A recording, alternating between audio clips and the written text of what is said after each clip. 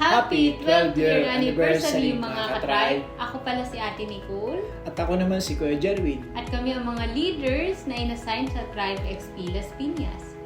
So, paano nga ba nag-umpisa ang Tribe XP Las Piñas?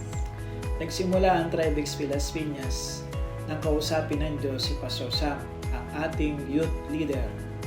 Kinausap siya na ang tribe youth ay darami at lalago. Paano naman nagkaroon ng lugar para sa Tribe XP? Dahil sa provision ng Lord at pabor sa magitan ng mga kapatid natin sa Panginoon, sa buhay ni Ate Lydia o ang Putoy family, sa kanilang tahanan pinagamit nila ito upang magkaroon ng Tribe XP Las Piñas. Kailan nagsimula? Nagsimula ang Tribe XP Las Piñas noong isang taon lamang, taong 2024, araw ng Sabado, buwan ng February. At doon, naranasan namin yung biyaya ng Diyos, kaya kami nakapagsimula ng Tribe XP. Tama ka dyan sa sinabi mo. Pero sa una, hindi naging madali dahil bago ang lahat.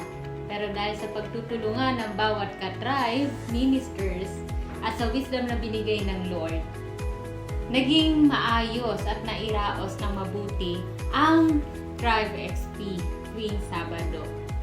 Sa patuloy na pagganap o pagkakaroon ng Tribe XP Las Piñas, nakita namin yung kapangyarihan ng Diyos at naranasan ang kanyang dakila, kamanghamanghang biyaya sa buhay at bawat isa sa mga ka-tribe. At nakita rin namin kung paano nag-grow, nag-prosper, and succeed ang mga ka-tribe natin hindi lang sa kanilang buhay kundi sa pagkakilala sa ating Panginoong Jesucristo. Salamat sa kanyang napakayamang biyaya sa ating buhay. Purihin ang kanyang pangalan.